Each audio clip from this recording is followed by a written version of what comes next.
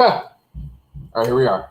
What's up, comic book fans, MCU fans? Anchorpete here, and I'm with my good friend, Mr. Brian, Core's hair over there. How you doing, Brian?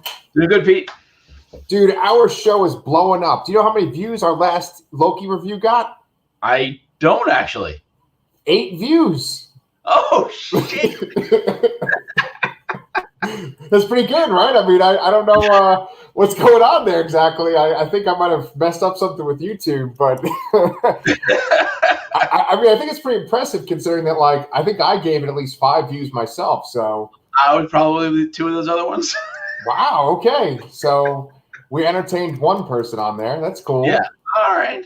Yeah.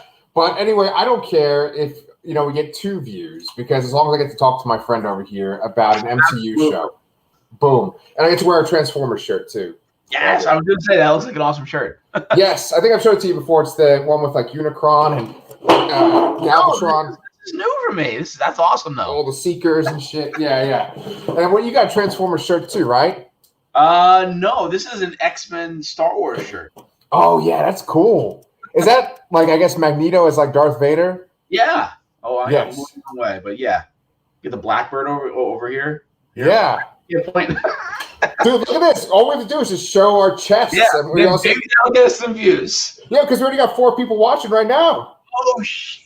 You know what? You know what? I know Kristen's watching because she finished episode 4 like maybe 10 minutes ago. Nice. Okay. Well, it's like going back to like Opie and Anthony days. It's like Whip 'em Out Wednesdays, but it's just middle-aged men just showing their shirts. That's what gets the views on this channel. There you go. Look at my cartoon chest. All right. Anyway, let's get down to business. Brian, you said that the show we just lost 2 views. You said that that this show finally started being the show that you wanted it to be. Yes, right? I was excited about this episode. Well, I mean, I wasn't excited about the episode beforehand, but like this episode has been my favorite so far. Before this, I would have said the first one. Today, I'm saying episode 4 is my favorite one. And I think they'll be hard pressed to top it in terms of world building, story building, and mystery, all that. Like, it had all the elements that I wanted from this show in this episode. Yeah, very well put. I think, because it's funny, for the thumbnail, I put, oh, no, they didn't, ×4, because I was trying to count all the moments that are sort of like the, oh, man, they did that kind of moment. And yeah, there was a number of them, yeah. Yeah. So for you guys that are watching maybe for the first time, this is going to be spoiler central. Oh, look, we got a comment, Brian. Look, that's what we had to do. We had to just show our chests. Oh, we actually got a comment. Sweet. Loki brought me here, but y'all puffing out your chest is keeping me here. That's right. There you go. All right. Well, welcome aboard, Mike. And we got some primo content for you, some spoilery content. All right, Brian, let's think of those 4 moments then that were like the, oh, my God, they did that moment, right? Yes.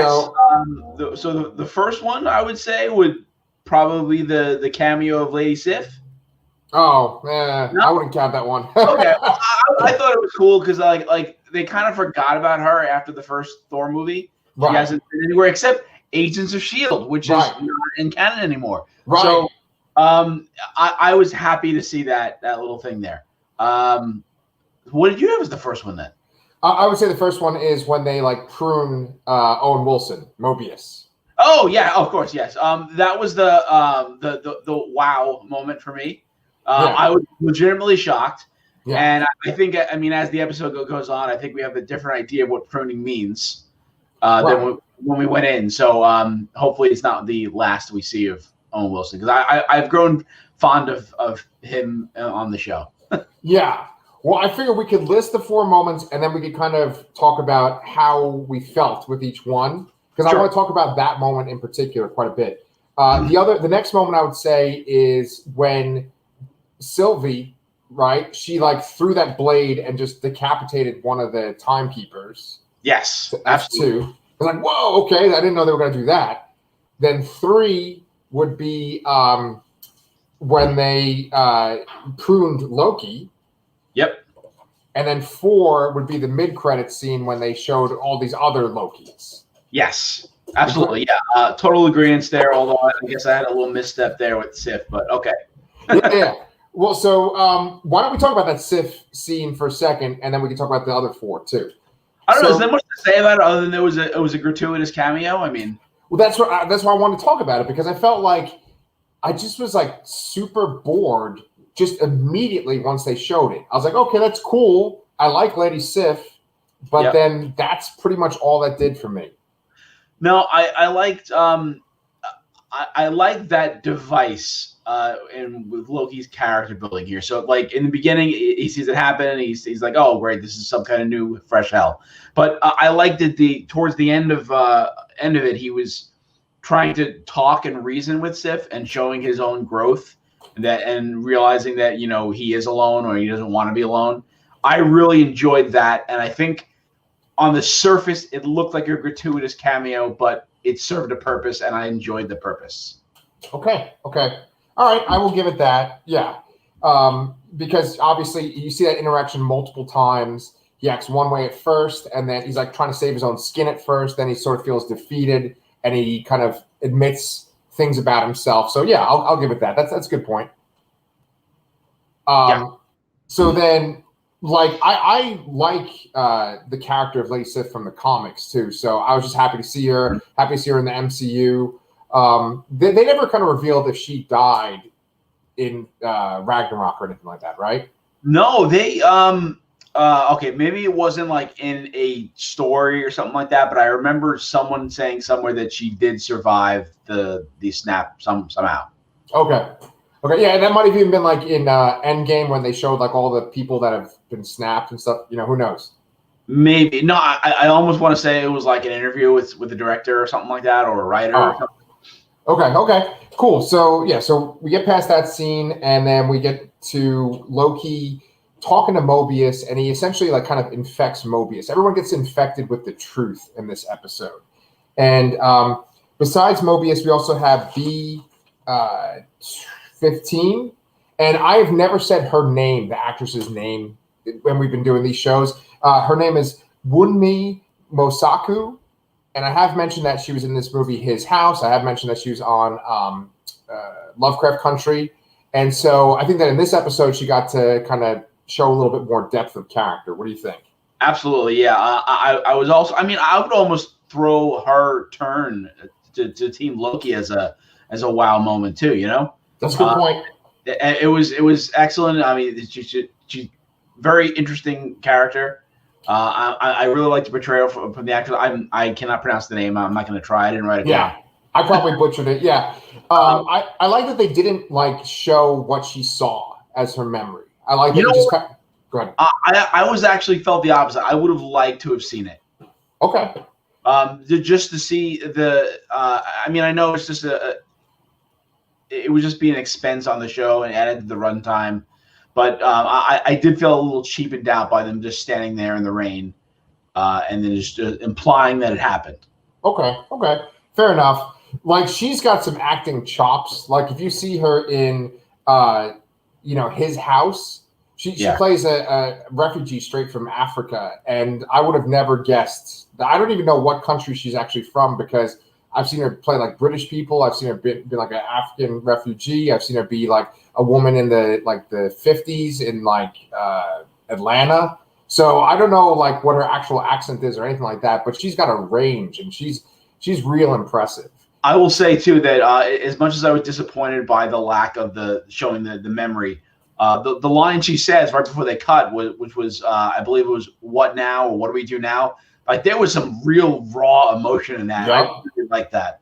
Yep. Yeah. I mean, there's a reason I keep referencing this every time we do this show, but there's a real reason why Chris, me, and Danny picked His House as our #1 horror movie for last year. And she was one of the main actors in it. So, we have her turn, but like right before that, you have, Mobius get pruned, right? And the reason why I wanted to talk about this scene was I thought that maybe it was very possible that he was dead. He's off the show. That's it. Yeah. No, I was absolutely my gut reaction, and I had my jaw was on the ground. Absolutely. Yeah. And the thing is, though, is that like once they pruned Loki, I was like, oh, okay, they're not actually dead. So, but had they stuck to that he was like dead and gone, I would have been like really impressed and like really like, wow, okay, I was not expecting that. Yeah, absolutely. And I keep using wow, and I just use it there because I mean, how can you not say wow? Dude, it's okay. I say like 55 times in 2 No, no, no. minutes. I'm saying is how can you not use the term wow when you're talking about Owen Wilson?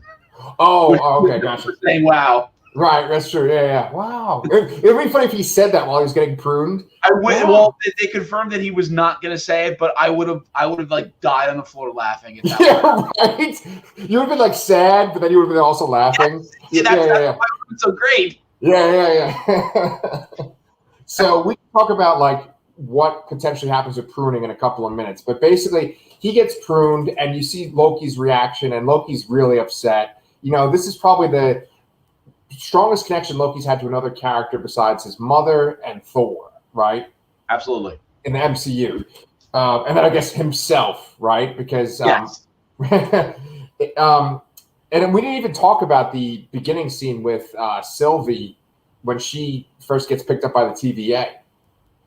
Yes, that was I really appreciated that scene. It was, heartbreaking in a lot of ways, seeing a small child go through the process that Loki went through. I mean, it was kind of, when we started with Loki, it was kind of,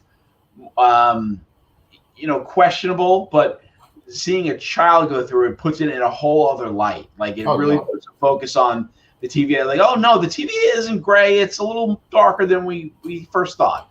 Yeah. And I appreciated that, that context in the scene, and especially, I know last week we were talking about that there had to be some connection between Ravonna and Loki, and there we have it. Ravonna was the one that brought her in and then let her escape, or not let her escape, escaped it from. Right. Like you said, a little bit darker. I think that like one of the scariest things I ever seen in a movie, and it's not necessarily has to be a horror movie, it could be like a based on a true story movie, is sort of like the institutionalization of atrocities, or the institutionalization of like horrors, when people do horrible things, but it's just kind of part of the paperwork, it's part of the process. And that's what that scene was. It was like, oh, here's a little kid, we're going to just destroy this little kid. But I guess now we know that when you get pruned, you don't necessarily get killed. Yes, but still, it's still there. It's still implied to the people that are there that something else has happened, that they're being erased from existence. Yeah. It also kind of makes me question what this time reset thing is actually doing as well. Because we were speculating that they were essentially erasing the branch, but I'm wondering if our perception of that is not correct either. Yeah, I have some speculation. Do you have any speculation about that? I do. Well, I have some speculation about the pruning.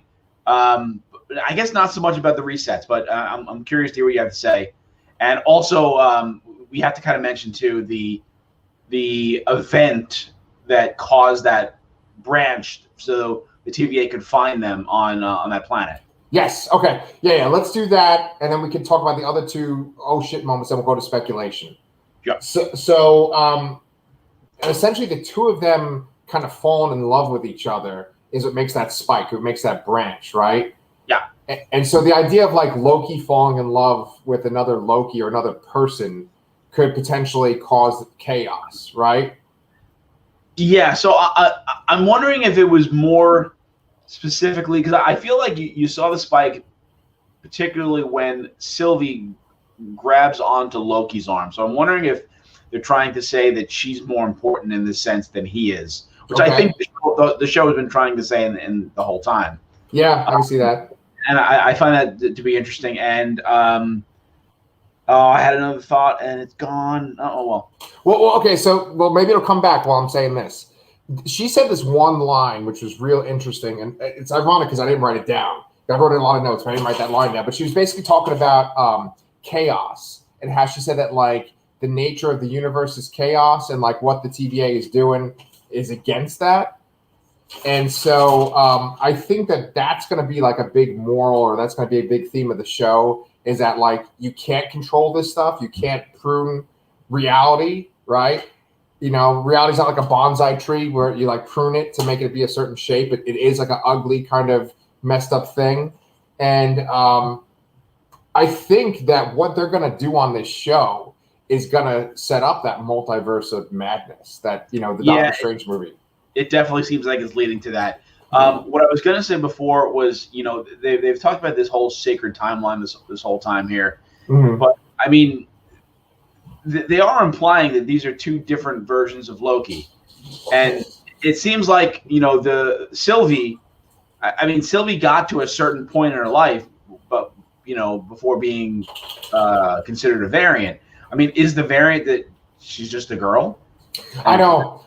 I mean, is that as simple as that? Because there's only supposed to be one timeline, but there's two completely different versions of Loki here. I guess there's even more that we're seeing at the end of the show in the credit sequence. But I'm curious what that. I mean, they're gonna have to tell us what it is, because she asked Ravonna that question, like, what did I do? Right. I think that's gonna play into the final two episodes. Yeah. I like that scene when she asks Ravonna. It's Ravonna, right? Ravonna, yeah. Yeah, okay. I like when they ask her that, because it is sort of like a little bit like, oh, we'll answer that later. So that's first. But then it also kind of calls back to other scenes where, like, a character's asking another character, like, oh, you killed my family, or, oh, you did this horrendous thing. And then the other character's like, I don't even remember that. Right? Like an MCU version of that is when, like, Scarlet Witch is like, you took everything away from me. She says to Thanos, and he's like, I don't know who you are, right? Yeah. and then like, or the classic movie Street Fighter with Raul Julia, where he's like, I killed your village or whatever, but for me that was a Tuesday. Remember that line? Yeah.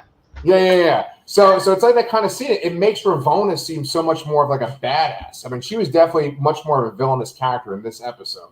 Absolutely, yeah. And I think, I guess we can. Wait. What are we going into next year? So we had the 4 oh shit moments, and we did 2 of them so far. So this is a good segue into the timekeeper thing. Yes, let's do that. So okay, yeah. So obviously they go to see the timekeepers there. I mean, I don't quite understand why they needed to bring them there, other than to give us this reveal. Yeah. But I think I said last week that I could swear that the timekeepers weren't going to be real, and it was Ravonna pulling the strings. I still don't think it's her pulling the strings. She's still involved with something else. Yeah.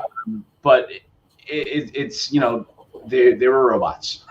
yeah. And Sylvie just chops off the head of one of them. I was actually super relieved when they killed one of the robots, because like I just thought they were too like silly to be like a thing in the MCU. So you know what, they did absolutely seem silly, but it felt at home with some of the other silly things we've seen in the Thor movies. I think there's a lot of really fantastical stuff when you're dealing with the gods and the space and all this stuff. Yeah, and it did sort of fit in with those other things, but at the same time, I am glad that it was a robot and they cut the head off. And like when the one that had like the jowls was like talking, and he kind of had some, I forgot how he talked. Like he almost had like a speech impediment or something. Yeah, he did. Yeah. And I was like, he kind of looked like a Dr. Seuss creature too. I was like, oh no. Yeah, that mustachy thing. Yes, I get that. Like the Lorax. But you're right. Like in Guardians of the Galaxy 2, those things would probably fit in pretty well. Maybe in like on Sakaar or whatever from, like you said, Thor Ragnarok. Yeah, absolutely. I mean, it was weird, and I was happy to see it in the moment, but at the same time, I'm happier that they were robots, and there's more mystery to the show on who's pulling the strings and where the conflict lies. Yeah. So then, with that being said, that leads us to the 4th oh shit moment, and so that's when Loki himself gets pruned. Did you, for a minute there, think, "Wow, that'd be crazy if like he's dead and that's gone"? Did you think that? Yeah, for like a fraction of a second, yes. How could you not? But you can't. I mean, I guess you could kill the main character of a show. It's happened before, but it wouldn't have gone down well. I don't think that would have been serviceable to even having this show. So it got me for a second, but it got me the wheels turning immediately. Like, oh, well, what does that mean exactly? Yeah, are they going to rewind time, or there's going to be some of the switcheroo? I did not think that the pruning was going to lead to what it did lead to, though. Oh, really? Okay. I kind of thought that like it'd be interesting if he died, but then I know that they've shown so much footage of him doing other things in the show, so it's like, okay, well, he's not dead.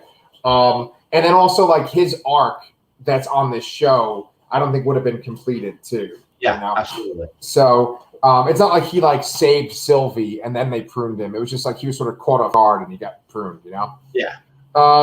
So then, wait, I think we said 4 oh shit moments, right? There's Owen Wilson gets pruned, then the timekeeper gets a head cut off, then Loki gets pruned. The fourth one is Loki wakes up, and then there's all these 3 other Lokis, right? Yes. Yes. And so I did a little research on IMDb, and they have the actors' names, and they have who they play. There's Jack Veal. He's playing Kid Loki. Loki. Then there's...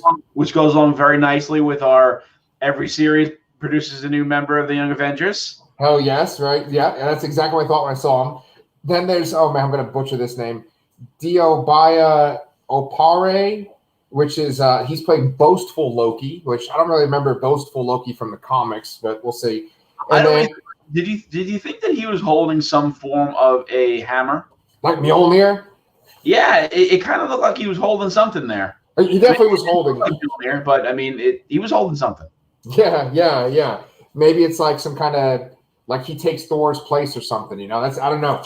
Then last is, but not least, is Richard E. Grant, who actually I really like Richard E. Grant a lot.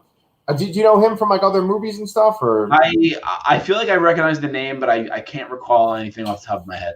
So like Richard E. Grant, he plays villains a lot. He was in Logan. He was like the guy that was in charge of the company that like poisoned all the mutants, right? Okay. And he was in this movie that me and Sherry really liked, this indie movie called Can You Ever Forgive Me? He was really great in that. But then like he was in Rise of Skywalker. I don't blame you if you don't remember, but like he was like in charge of the Last Order or whatever the hell Palpatine's fleet was, right? He's good, and he goes all the way back to like when we were kids and that Bram Stoker's Dracula movie came out. He was like a doctor in that too. Wow. Okay. Yeah, he's been around for a while, but he's like decked out as like, you know, Silver Age Loki from the comics, right? Yeah, classic looking Loki costume, absolutely. Right. Yeah, they called him Classic Loki, right? So, all right, now it's speculation time. So, where the hell are they, and why are those Lokis there? Well, so they said that earlier in the series, they mentioned that Loki was the most common variant. Okay. In all of reality. And we've established that everyone in the TVA is a variant, and they've just had their memories erased. So they think they fall into whatever truth they want them to believe. That the timekeeper's creating and all that. I'm thinking that you get pruned. You don't actually die. You just get sent somewhere else. And I mean, maybe this is a stretch, but I mean, is this like a play on Secret Wars? Is this Battle World? Oh, that'd be cool.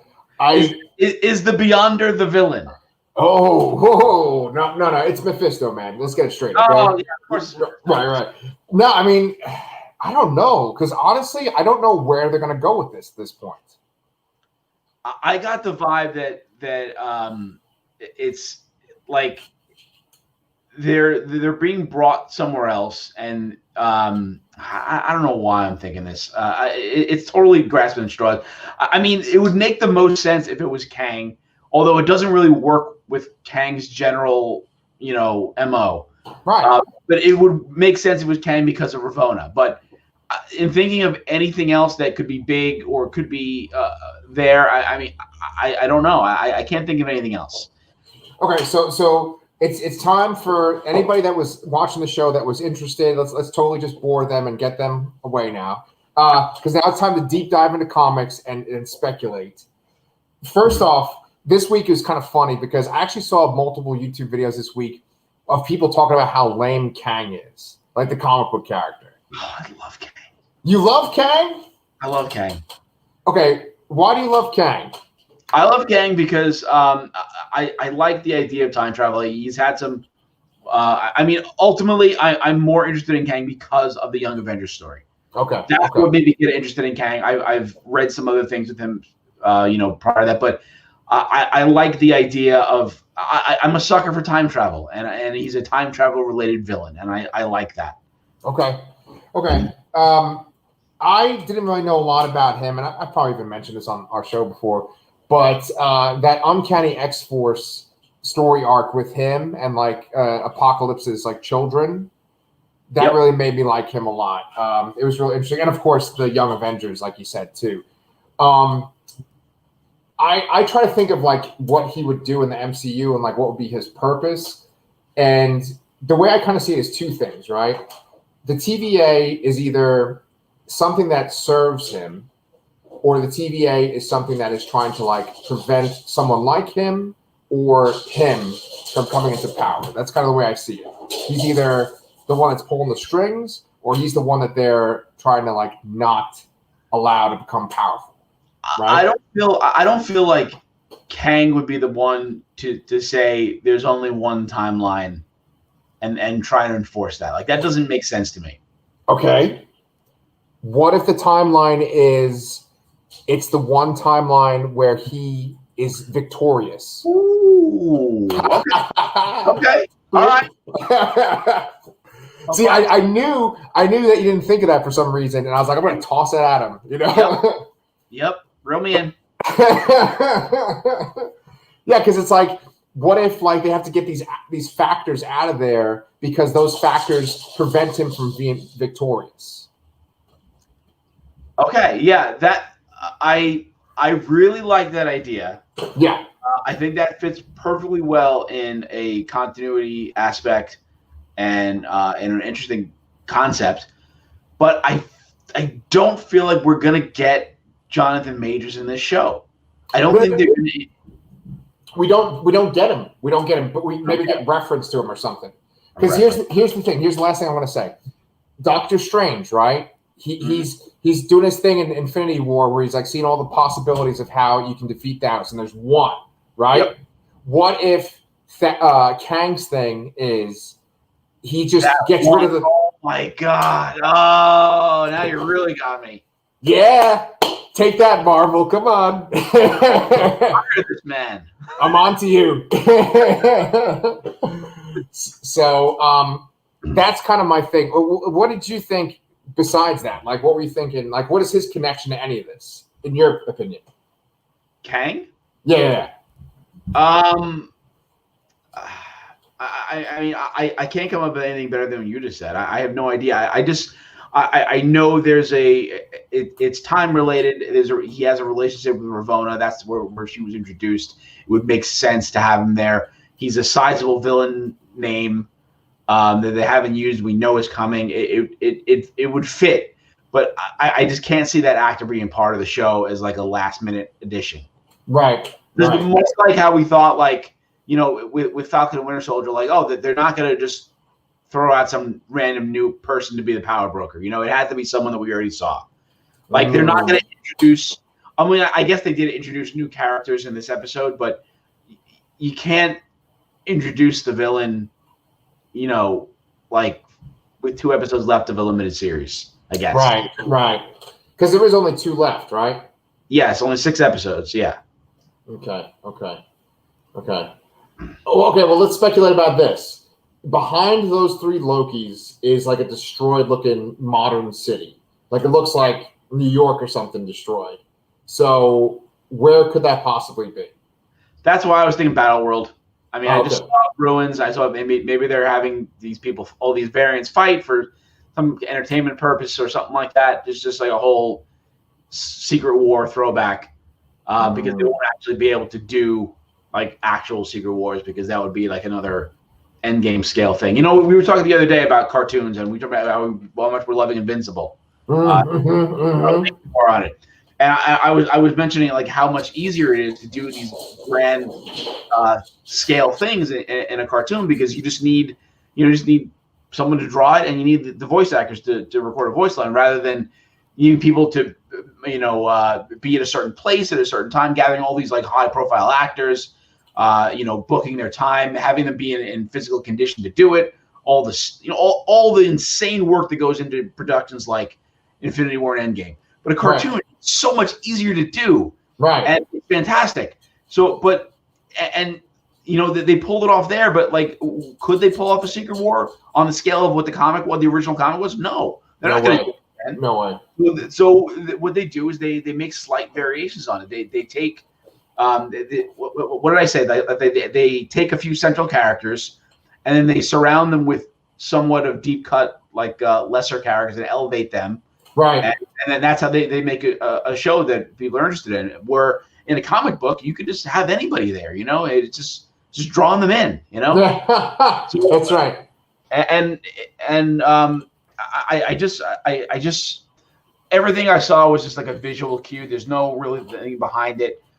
Your idea is like way better than mine, and has way more thought into it and way more explanation than I have.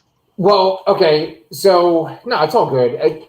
It like to me that's a problem that I have. I'm always thinking like, what does this lead into? Like, what are they building towards? Yep. It's almost like I'm playing chess with them, and I'm like, okay, they're moving this piece over here. It's because they're going to do this. And like the people that do that kind of speculation, they were thinking with Kang, like just his casting alone, the fact that he is, Jonathan Majors is an African-American man, right? They think that because Kang in the comics is a descendant of Reed Richards, they think that means that Reed Richards is going to be an African-American man, yes, right? That's kind of speculation. And another thing, this is a little tangent just for the MCU fans or whatever, but like the guy that did Ant-Man and Ant-Man and the Wasp, Peyton Reed, right? He was originally supposed to make the Fantastic Four before they did the Jessica Alba, Chris Evans Fantastic Four movies. Yeah. And they kind of put it on the shelf, and then they said to him, maybe sometime later when we get the rights to these characters, or when he got hired for Ant-Man, they're like, if we get the rights to these characters, then maybe you can take a shot at it. And now he is the director of Fantastic Four, right? Yeah. Wait. No. Isn't it the guy who did Spider-Man? Oh, is it? I thought it was the Ant-Man guy. We got to look this shit up. Yeah, let's look this up. Yeah. I'm pretty sure it's Ant-Man and the Wasp guy. Let's put it out here. Yeah. No, that's Fan Four Stick. Yeah, we know the director of that one. No, it's John Watts. It's not Peyton Reed. Oh, okay. Well, never mind. What the fuck? I just saw that on a video today from Movie Bob. He was saying that Peyton Reed was whatever. Okay, whatever. We're getting off on track here. Yeah. The point that I'm trying to say is that there's got to be a reason. Like what you said is that Loki is the kind of the main variant that we always see, right? Yep. And so is someone keeping them? You said possibly for entertainment purposes. Maybe they're using them to be like weapons and like they can like infiltrate timelines. I don't know, but it's possible. Yeah, I just that ruined city there. I mean, they're either also hiding out in another apocalypse, or it's something like I said, where it's I don't know. I'm not really sure. It definitely threw me for a loop. I mean, that was the closest thing I came up to with an idea of where this is going, but I really don't know. And the only thing I can guarantee is that, like you mentioned earlier, and I think we've said earlier in other episodes, the ultimate effect of this show is that there's a multiverse, and that sets up Doctor Strange. Yeah. Well, I was going to ask you one last thing too, to kind of wrap this up. Like the next show for the Marvel Disney Plus shows is What If, right? Yes. So let me ask you this. Yeah. Right. Well, I'm saying do you think that show is like, hey, this is a part of the continuity, this is a big deal? Or do you think it's just kind of like, we're going to have fun with this? Like, what do you think? I mean, with the placement of it being after this, they're talking about multiple realities, all this stuff. I mean, how could it not be, Right. And I really like that they've done that because, I mean, to me, What If was always just a fun thing. Like, it was like, I don't know why. I always relished in seeing these different realities where, something horrible happened and all these people died. I was always interested in who died, Right. They don't usually let people die in comics. Right. So, yeah.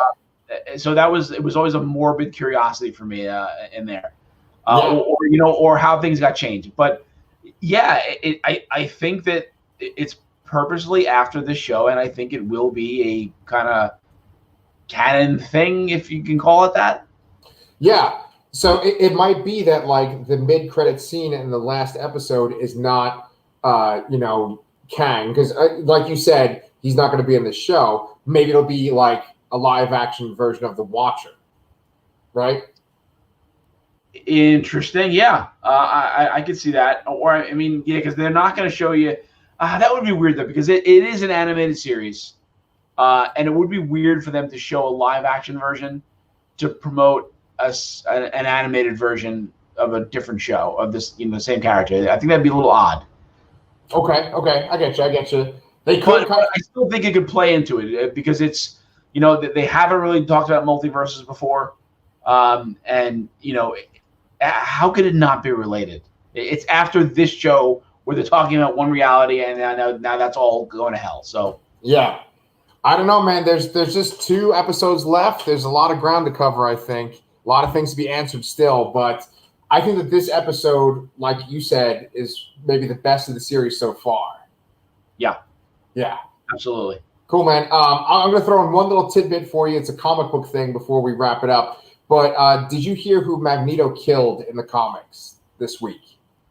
Magneto killed somebody? Yeah. No, I didn't. I know he fought Nova, and Nova was like, "Nope, can't. Powers don't work on me." But that's all I heard. Oh, he killed Scarlet Witch. What? Yeah. I don't know what the context is. I got to look this up. But in the comics, man, I'm so far behind on my X-Men. I feel horrible about it, but I can't keep up with it. Yeah, spoilers. Financially or time-wise. Yeah, dude. I don't know why they would kill her in the comics, because it's like, I feel like they always try to have parallels between the comics and the movies and the shows, So it's like, why would they kill Wanda when she's probably the most popular she's ever been? You know? It does seem kind of. I mean, didn't they? Oh no, maybe because what was the Secret Empire? They killed Black Widow. Or does she come back in Secret Empire? No, she gets killed in Secret Empire. Okay, and I guess that was around when she technically died. And but let me ask you this: when is the new Doctor Strange movie supposed to come out? Next year. Next year. Because, like, how in the end of WandaVision, she was, like, looking at the book of Darkhold? Yeah. The next Marvel event is called Darkhold. And like, maybe Wanda comes back or something in that. Interesting. Yeah. Speaking of WandaVision, Anna, did you hear that they slightly changed the end credit scene of the final episode of WandaVision? And that some person noticed that they added I don't think anyone noticed what they added to the actual scene, but someone noticed that in the credits they added a music credit for the Doctor Strange theme. Oh, okay. That's interesting. Okay. So I almost think like maybe they did actually film something. Yeah. That literally is the first scene of the Doctor Strange movie. Yeah. That's interesting, man. I don't even know what the Doctor Strange theme is, I don't either. I've only watched that movie once, I think. Yeah. That was the only MCU movie that I have not seen in the theater. Yeah. Well, okay. Here's one last thing then, okay? Because now we're just, who gives a shit? We're just talking. The new Shang-Chi trailer came out. It's like the last Shang-Chi trailer, and I don't see anybody on Twitter talking about it at all. I haven't even seen it yet.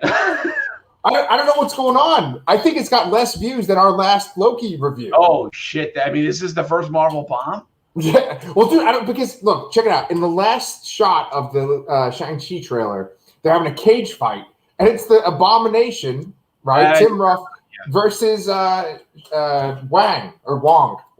Oh yeah. Yeah. Wong. Okay. And it literally is Wong too, because they confirmed that it's Wong, and I'm like, what? No one's getting excited about this. This is not on Twitter. This is not like, I don't know what's up with that. I mean, I know we talked about how, Marvel elevated the Guardians of the Galaxy to household names. And because, I mean, no one outside of hardcore comic fans knew who they were before that. Right. I mean, that's a fact. Yeah. I mean, I think you can very much make that same argument here. But I don't even think that many comic fans even know who Shang-Chi is. Agreed. I mean, yes, he was in Hickman's Avengers more recently, and he had a brief solo series. I think it got canceled. Does he have it ongoing right now? I mean, I don't even know. He has one now, but I think it's because there's a movie coming out. You know? Yeah, you're probably right. And it's just, I just don't see how it fits in or how the character fits in with everybody else. I mean, I'm all for representation. There are really not any Asian superheroes in any of these movies, right? That's right. Yes. I mean, is there literally anyone? No, there's not. No, there's not. Yeah, So yeah. I get it, and I get, but I mean, they can always blame it on pandemic conditions, or if it doesn't do as well as they expected, or it's underperforms. But I mean, this could be the first bomb of the MCU.